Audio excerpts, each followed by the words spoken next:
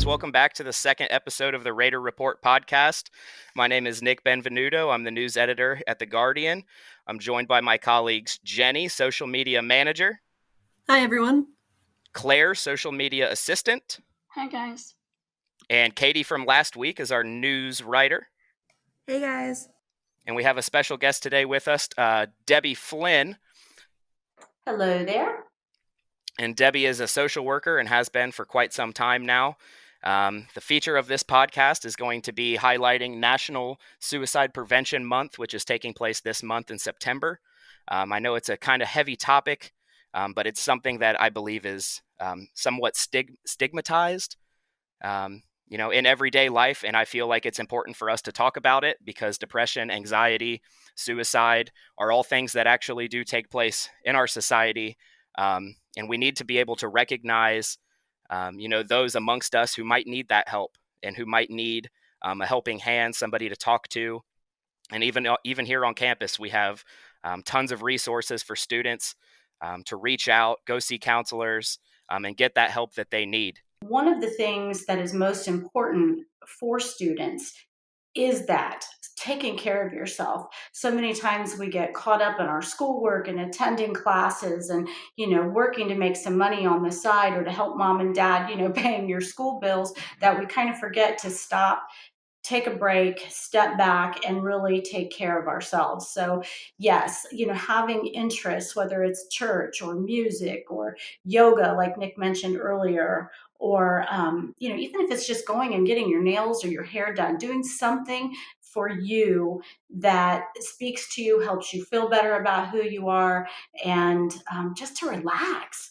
We tend to forget about our own mental health and that we do have feelings and that we do have emotions and that it is okay to express those emotions to somebody that, would be there for us. Is that something that you've experienced in your professional life as well, Debbie?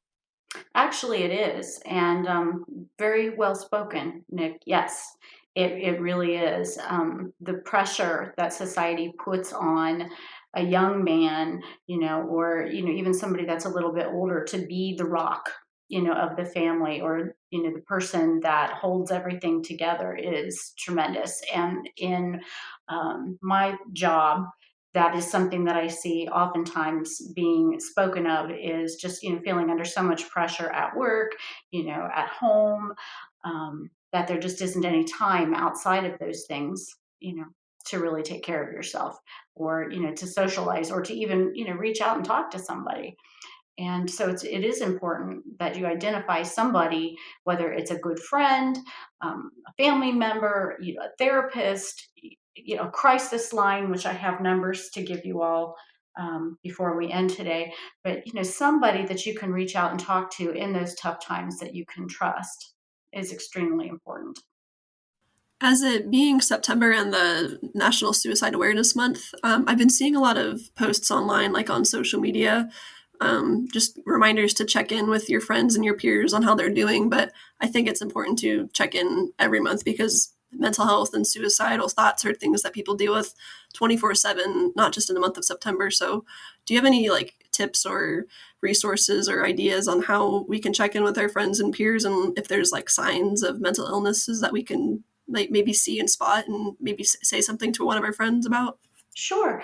And you know what? I want to caution you against, automatically associating suicide with mental illness. Many times that is the case. There is some underlying mental illness there. Other times it can be very impulsive, and it might not be somebody that, truly has some sort of a known diagnosis. So, everyone is at risk in our lowest moments, in our toughest times. I would venture to say that probably at one point or another, somebody has had some thoughts of, would I ever do this, or could I ever do this? That's what we call suicidal ideation. It's just that it's an idea. You're kind of throwing those ideas around. Not that it should not be taken seriously, because that ideation can turn into a plan real quick. It just depends on how much stress that person is under. As a professional, when we are looking and trying to assess whether somebody is truly at risk for trying to harm themselves, one of the things that we look at is there something beyond ideation?